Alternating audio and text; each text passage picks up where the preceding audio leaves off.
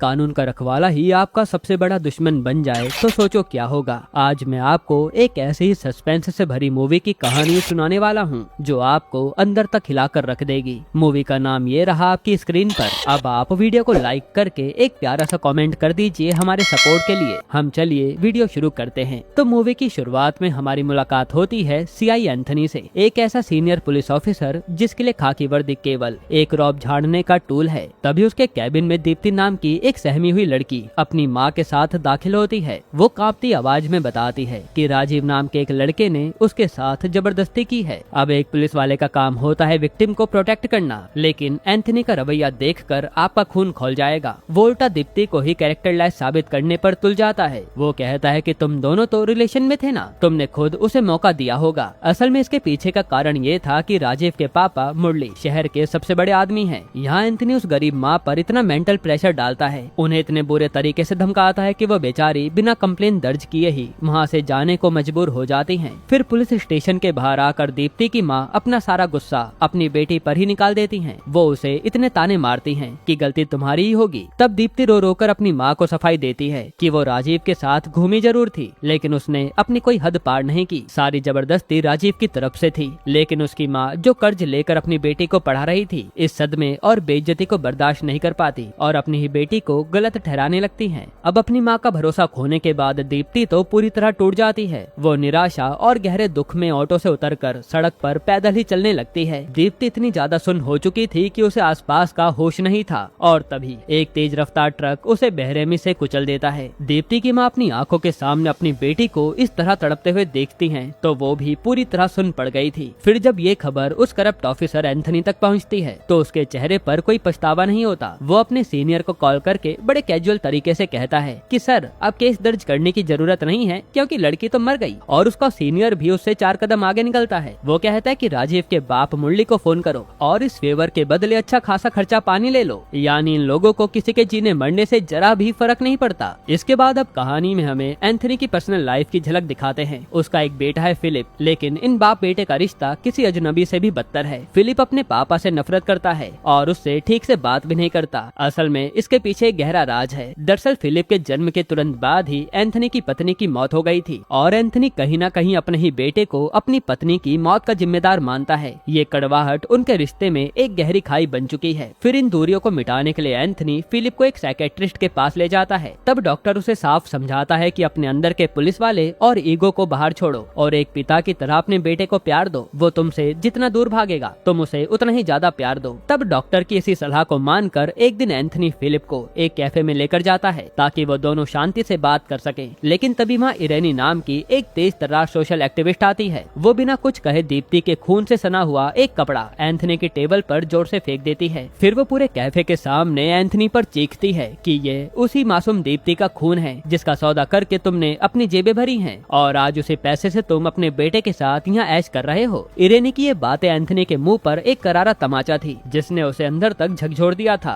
और एंथनी कुछ कह भी नहीं पाया। अब यहाँ से कहानी 1 साल आगे जाती है जहाँ हमारी मुलाकात होती है सैमुअल नाम के एक सीधे साधे आदमी से। सैमुअल कभी एक बहुत बड़ा और जीनियस हैकर हुआ करता था, लेकिन अब वो एक छोटी सी कंप्यूटर शॉप चलाकर अपनी फैमिली का पेट पाल रहा है। और आपको जानकर हैरानी होगी कि वो निडर सोशल एक्टिविस्ट इरेनी इसी सैमुअल की बेटी है। इरेनी कुछ दिनों के लिए अपने पिता के बर्थडे पर गाँव आती है, उनके साथ बहुत ही खूबसूरत और इमोशनल वक्त बिताती है और फिर अपनी लॉ की पढ़ाई और सोशल वर्क के लिए वापस शहर लौट जाती है। उधर एंथनी की लाइफ में परेशानियां कम होने का नाम ही नहीं ले रही थी। उसे खबर मिलती है कि उसका बेटा फिलिप उसी क्रिमिनल राजीव के साथ एक होटल रूम में बैठकर ड्रग्स ले रहा है। ये सुनते ही एंथनी का पारा 7वें आसमान पर पहुंच जाता है और वो सीधा उस होटल रूम का दरवाजा तोड़कर अंदर घुसता है। फिर वो उन दोनों को जानवरों की तरह पीटता है, जिसके बाद वो राजीव की कॉलर पकड़कर उसे वार्निंग देता है कि अगर वो फिलिप के आसपास भी भटका तो वो उसे जान से मार देगा। यहाँ एंथनी एक बाप के तौर पर पूरी तरह फेल महसूस कर रहा था। वो समझ नहीं पा रहा था कि अपने बेटे को इस दलदल से कैसे बाहर निकाले। फिर अगले दिन सुबह सैमुअल अपनी बेटी रेनी को कई बार फोन मिलाता है, लेकिन वो फोन ही नहीं उठाती, जिससे तो सैमुअल घबरा गया था। फिर वो इरेनी की रूममेट और उसकी दोस्त बीना को भी कॉल करता है, तो बीना भी परेशान थी क्योंकि इरेनी ने उसका फोन भी नहीं उठाया था। तब बीना सैमुअल को तसल्ली देकर इरेनी के फ्लैट पर जाती है। वो लगातार घंटी बजाती है, दरवाजा खटखटाती है, लेकिन अंदर से कोई जवाब नहीं आता। फिर जब वो ध्यान से देखती है तो पता चलता है कि फ्लैट का दरवाजा तो बाहर से लॉक है, इरेनी अंदर थी नहीं। ये बात वो तुरंत घबरा चिल्लाते हुए सैमुअल को बताती है। तब बिना एक पल बर्बाद किए सैमुअल और बीना पुलिस स्टेशन भागते हैं और इत्तेफाक देखिए वहाँ ड्यूटी पर वही सीआई एंथनी बैठा होता है। सैमुअल यहाँ डरते हुए इरेनी की मिसिंग कंप्लेन लिखवाता है और जब एंथनी एक रूटीन सवाल पूछता है कि क्या उन्हें किसी पर शक है तो सैमुअल राजीव का नाम लेता है। वो बताता है कि इरेनी अपनी बेस्ट फ्रेंड दीप्ति को इंसाफ दिलाने के लिए राजीव के खिलाफ केस लड़ रही थी। वो दीप्ति की मौत का बदला लेना चाहती थी और इसी वजह से राजीव उसे लगातार फोन करके जान से मारने की धमकियां दे रहा था। यहाँ सैमुअल की आंखों में आंसू थे। वो कहता है कि कम से कम मरने वालों को तो इंसाफ मिलना चाहिए। तब राजीव और दीप्ति का नाम सुनते ही एंथनी के पैरों तले जमीन खिसक जाती है। उसका पुराना पाप एक बार फिर उसके सामने आकर खड़ा हो गया था, लेकिन वो अपनी घबराहट छुपाते हुए एक कांस्टेबल को कंप्लेन लिखने का ऑर्डर देता है। उसे समझ आ गया था कि अगर इरेनी के केस की जांच हुई तो दीप्ति वाला केस भी बाहर खुलेगा और उसकी वर्दी उतरना तय है। फिर वो मन ही मन इस केस को रफा दफा करने की प्लानिंग करने लगता है। उधर परेशान सैमुअल अपनी बेटी की तलाश में देवन नाम के एक सब इंस्पेक्टर के पास पहुंचता है। तब देवन उसे जो सच्चाई बताता है वो सैमुअल के होश उड़ा देता है। देवन कहता है कि इरेनी सिर्फ राजीव के खिलाफ नहीं बल्कि खुद सीआई एंथनी के खिलाफ भी सबूत जमा कर रही थी और अगले ही हफ्ते वो कोर्ट में एंथनी का भांडा फोड़ने वाली थी। ये सुनते सैमुअल के होश उड़ जाते हैं। उसे पूरा यकीन हो जाता है कि उसकी बेटी के गायब होने के पीछे राजीव और एंथनी की मिली भगत होगी। वहीं अब ये खबर टीवी चैनल्स पर भी ब्रेकिंग न्यूज बन चुकी थी। दूसरी तरफ एंथनी अपने जूनियर जॉनी और विद्या को इरेनी के फ्लैट के 2 रास्तों की सीसीटीवी फुटेज खंगालने को कहता है और खुद तीसरे रास्ते की जांच करने निकल जाता है। फिर वो एक मेडिकल स्टोर के सीसीटीवी फुटेज को अकेले चेक करता है और स्क्रीन पर जो दिखता है वो एंथनी के होश उड़ा देता है। असल में फुटेज में इरेनी अपनी कार में बैठी फोन पर बात कर रही थी। तभी खुद एंथनी नशे में धुत होकर वहाँ आता है और नो पार्किंग का बहाना बनाकर उससे बहस करने लगता है। जब इरेनी कार लेकर वहाँ से निकलती है तो एंथनी गुस्से में अपनी कार से उसका पीछा करने लगता है। यानी इरेनी के गायब होने से ठीक पहले एंथनी उसका पीछा कर रहा था। ये देख तो एंथनी घबरा जाता है और खुद को बचाने के लिए वो तुरंत उस फुटेज को डिलीट कर देता है। साथ ही वो दुकान वाले को धमकाता भी है कि किसी से बताना मत कि मैं यहाँ आया था और अगर कभी पुलिस भी आए तो कहना कि यहाँ तो कैमरा कभी काम ही नहीं करता। इधर इरेनी की दोस्त बीना राजीव के घर जाकर उस पर चीखती चिल्लाती है कि उसी ने इरेनी को गायब किया है, लेकिन राजीव उसे बेइज्जत करके धक्के मार कर घर से निकाल देता है। तब बीना सीधा एंथनी के पास पहुँचती है और उसे बताती है कि वो राजीव की कजन है, लेकिन उसे पूरा यकीन है कि इरेनी के साथ जो भी हुआ है वो राजीव ने ही किया है। ये सुनते ही एंथनी हैरान हो जाता है कि बीना ने ये बात तो किसी को बता ही नहीं थी कि वो राजीव की कजन है। लेकिन असली ट्विस्ट तो यहाँ आता है। उसी रात पुलिस कंट्रोल रूम में एक कॉल आती है। एक सुनसान जगह पर किसी लड़की की लाश मिली थी। तब सैमुअल और उसकी पत्नी टेरेसा को शिनाख्त के लिए बुलाया जाता है और जब चादर हटती है तो दोनों की चीख निकल पड़ती है। वो लाश इरेनी की ही थी। फिर जब पोस्टमार्टम होता है तो पता चलता है कि इरेनी का कोई सेक्सुअल असॉल्ट नहीं हुआ था, लेकिन कातिल ने बेहद दरिंदगी से उसकी जुबान और एक उंगली काट दी थी। ये कोई नॉर्मल मर्डर नहीं था बल्कि ये देखने में एक रिवेंज टाइप लग रहा था। इसके बाद तो एंथनी को केस से हटा दिया जाता है और एक नए ऑफिसर फिरोज को इन्वेस्टिगेशन सौंप दी जाती है। फिर जब फिरोज सैमुअल का बैकग्राउंड चेक करवाता है तो एक चौंकाने वाला सच सामने आता है। ये सैमुअल एक अनाथ था जिसका आईक्यू लेवल बहुत ज्यादा था और वो एक जीनियस एथिकल हैकर था, लेकिन उसके एक पार्टनर ने सरकारी डाटा नक्सलियों को बेच दिया था, जिसमें बेगुनाह सैमुअल भी गिरफ्तार हुआ और उसका पूरा करियर तबाह हो गया था। ये जानकर फिरोज समझ जाता है कि एक जीनियस हैकर जिसने अपनी इकलौती बेटी खो दी है वो सिस्टम से बदला लेने के लिए किसी भी हद तक जा सकता है।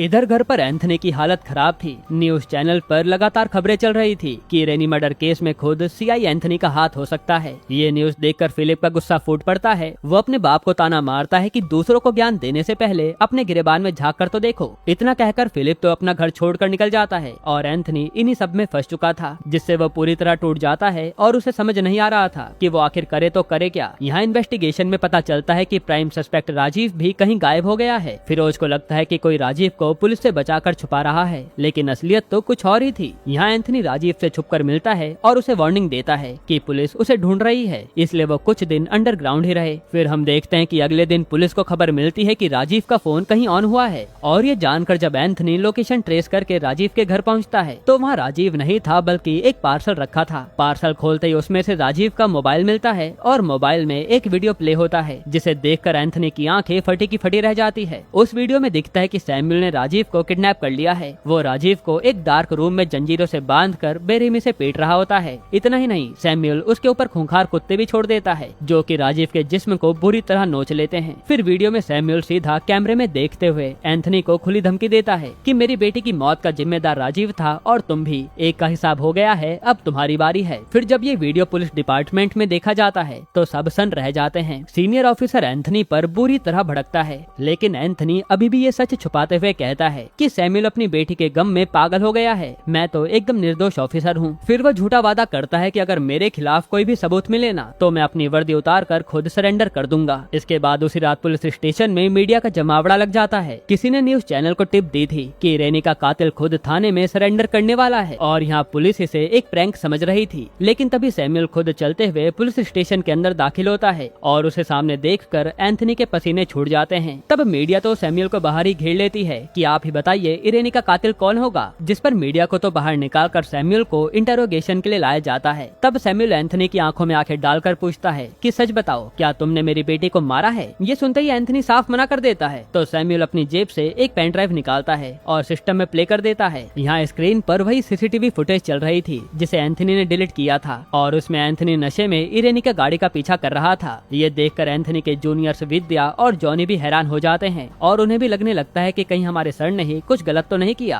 फिर सैमुअल एक खौफनाक मुस्कान के साथ एंथनी का फोन उठाता है और एक नंबर डायल करता है। यहाँ स्पीकर पर जो आवाज आती है वो फिलिप की थी। फिलिप रोते हुए चीख रहा था कि उसे किसी अंधेरे बक्से में बंद कर दिया गया है और उसके पास केवल एक पुराना फोन था जिसमें कोई जीपीएस नहीं है और वो अपने पापा से जिंदगी की भीख मांग रहा था कि पापा प्लीज मुझे बचा लो। तब अपने बेटे की चीखें सुनकर एंथनी अपना दिमागी संतुलन खो बैठता है और वो जानवरों की तरह सैमुअल को मारने लगता है। फिर वो अपनी लोडेड गन सैमुअल के माथे पर रखकर चिल्लाता है कि बता मेरे बेटे को कहाँ छुपाया है। लेकिन सैमुअल को अब मौत का कोई खौफ नहीं था। वो अपनी जेब से एक छोटी सी शीशी निकालता है और एंथनी के सामने रख देता है। वो कहता है कि मैंने जहर पी लिया है, मेरे पास जिंदा रहने के लिए केवल 5 से 10 मिनट हैं। अगर तुम अपने गुनाह कबूल कर लो तो मैं मरने से पहले तुम्हारे बेटे का सुराग तुम्हें दे दूंगा। ये सुन एंथनी घुटनों पर गिरकर रोने लगता है। वो कसम खाता है कि मैंने इरेनी को नहीं मारा। तभी सैमुअल की सांसें उखड़ने लगती हैं। वो मुस्कुराते हुए कहता है कि मैंने तुम्हारे बेटे को एक जगह दफना दिया है जो यहाँ से केवल 15 मिनट की दूरी पर है। आज फादर्स डे है ना, इसलिए जाओ अपने पापा होने का फर्ज अदा करो। इतना कहकर सैमुअल जमीन पर गिरता है और उसकी यही दर्दनाक मौत हो जाती है। ये देख एंथनी पागल हो जाता है। वो अपनी टीम को ऑर्डर देता है कि सैमुअल की मौत की खबर बाहर नहीं जानी चाहिए। फिर वो पूरी फोर्स को थाने से 15 मिनट की दूरी वाले हर रास्ते और हर सीसीटीवी कैमरे को खंगालने का ऑर्डर देता है। लेकिन तभी एक और बड़ा धमाका होता है। यहाँ एंथनी की वही डिलीट की हुई फुटेज एक साथ देश के सारे नेशनल टीवी चैनल्स पर ब्रॉडकास्ट होने लगती है और सैमुअल ने एक हैकर होने के तौर पर मरने से पहले ही सब ऑटो शेड्यूल कर दिया था। अब मीडिया में बवाल मच जाता है कि एक पुलिस ऑफिसर ही कातिल है। वहीं इन्वेस्टिगेशन टीम फिलिप के नंबर को ट्रेस करने की कोशिश करती है, लेकिन वो नंबर अहमद मुस्तफा नाम के किसी आदमी के नाम पर रजिस्टर्ड था और उसकी लोकेशन कभी श्रीलंका तो कभी कोलकाता बाउंस कर रही थी। असल में सैमुअल ने पूरा सिस्टम हैक कर लिया था। तब एंथनी फिलिप को दोबारा कॉल करता है, लेकिन चंद सेकंड बात होने के बाद ही वो फोन स्विच ऑफ हो जाता है क्योंकि सैमुअल ने जानबूझकर उस फोन में बैटरी नहीं छोड़ी थी ताकि एंथनी अपने बेटे को तड़पता हुआ महसूस कर सके। फिर यहाँ जब विद्या अहमद मुस्तफा की फाइल निकालती है तो एंथनी पर एक और पुलिस स्टेशन से फोन आता है। ऑफिसर बताता है कि मुस्तफा पर एक छोटी बच्ची के साथ दुष्कर्म करने का इल्जाम था। वो जेल गया और बाहर आते ही उसने अपनी जान दे दी, लेकिन मरते दम तक वो यही कहता रहा कि वो बेगुनाह है। असल में दोस्तों वो दुष्कर्म वहाँ के एमएलए इंदिरा के बेटे सूरज ने किया था और मुस्तफा को 3rd डिग्री देकर झूठा जुर्म कबूल करवाने वाला पुलिस ऑफिसर और कोई नहीं बल्कि खुद एंथनी था। और एंथनी ने पैसों के लिए एक बेगुनाह की जिंदगी बर्बाद कर दी थी। यहाँ एंथनी तो ये नाम सुनकर दंग रह जाता है कि उसके सारे पाप लौट कर वापस आ रहे हैं। फिर ऑफिसर एंथनी को बताता है कि एमएलए इंदिरा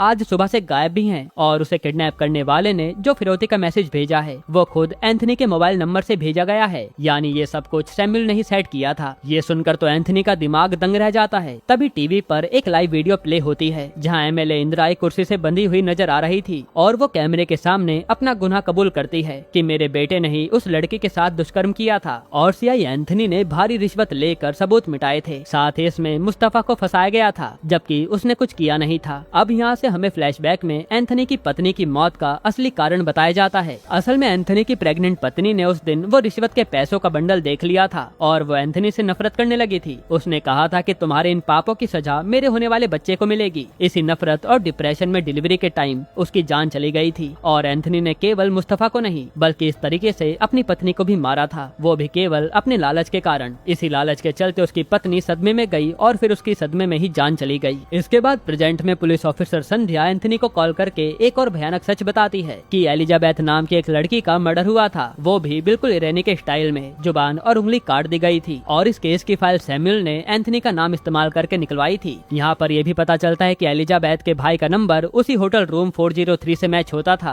जहां इंदिरा को रखा गया था। अब एंथनी जब उस नंबर पर कॉल करता है तो कॉल फॉरवर्ड होकर सैमुअल की पत्नी टेरेसा के पास आती है और वहाँ टेरेसा भी जहर पी चुकी थी। वो खांसते हुए एंथनी से कहती है कि सैमुअल ने सारी कड़ियां जोड़ ली थी और वो लिटिल फ्लावर स्कूल गया था। अब यहाँ इस स्कूल का नाम सुनते ही एंथनी को पसीना आ जाता है। फिर फ्लैशबैक हमें एक और खौफनाक सच की तरफ ले जाता है। असल में बचपन में फिलिप बहुत हाइपर एक्टिव और एग्रेसिव बच्चा था। स्कूल में वो कई लड़कियों को परेशान करता था और उसने एक बार एक बच्चे की स्कर्ट उतार दी थी। फिर एंथनी को जब स्कूल बुलाया गया तो उसने अपने पुलिस वाले ईगो में आकर भरे स्कूल के सामने अपने ही छोटे से बच्चे फिलिप को नंगा करके जानवरों की तरह बेल्ट से पीटा था। उसी दिन एंथनी के उस टॉर्चर ने फिलिप के अंदर के इंसान को मार दिया था और एक खूंखार साइकोपैथ को जन्म दे दिया था। आगे टेरेसा हाफते हुए पूरा सच उगलती है कि जिस रात एंथनी ने होटल में फिलिप और राजीव को ड्रग्स लेते पकड़ा था और फिलिप को पीटा था तो वहाँ से राजीव और फिलिप तो भाग गए थे। वहीं जब नशे में धुत एंथनी इरेनी की कार का पीछा कर रहा था तब इरेनी एक सुनसान गली में जाकर छुप गई थी। फिर एंथनी तो आगे निकल गया था लेकिन पीछे से राजीव और फिलिप वहाँ आ गए। इरेनी ने उन्हें देख लिया और राजीव को गालियाँ देने लगी कि मैं तो तुझे सजा दिलवा कर रहूंगी। इस पर फिलिप ने इरेनी को पहचान लिया कि ये तो वही लड़की थी जिसने कैफे में उसके पापा की बेइज्जती की थी। तब अपने बचपन के ट्रॉमा, ड्रग्स के नशे और साइकोपैथिक गुस्से में आकर फिलिप ने इरेनी के सर पर लोहे के रोड से वार कर दिया और फिर उसे बड़ी बुरी तरह मारा, जिसके बाद तो उसने उसकी जुबान और उंगलियां काट दी। जी हाँ दोस्तों, सीरियल किलर राजीव या एंथनी नहीं बल्कि एंथनी का बेटा फिलिप था, जिस पर किसी का शक ही नहीं गया। और एलिजाबेथ को भी फिलिप ने ही मारा था जिसकी लाश वहाँ मिली थी। फिर टेरेसा हंसते हुए कहती है कि तुझे अब समझ आ गया होगा कि तेरा बेटा क्या बन चुका है, और इतना कहकर टेरेसा भी दम तोड़ देती है। ये जानने के बाद तो एंथनी की दुनिया खत्म हो चुकी थी। तभी पुलिस की टीम एंथनी के घर के बैकयार्ड की खुदाई करती है और वहाँ उन्हें एक बड़ा सा बक्सा मिलता है। फिर जब वो बक्सा खोलता है तो अंदर फिलिप नहीं बल्कि राजीव ऑक्सीजन मास्क के साथ जिंदा मिलता है। और सैमुअल ने राजीव को मारा नहीं था, सिर्फ तड़पा कर वहाँ गाड़ दिया था। जिसके बाद एंथनी का तेज दिमाग अब सैमुअल के पूरे मास्टर प्लान को डिकोड कर लेता है। असल में सैमुअल का बदला केवल किसी को मारना नहीं था बल्कि एंथनी को जिंदगी भर का दर्द देना था।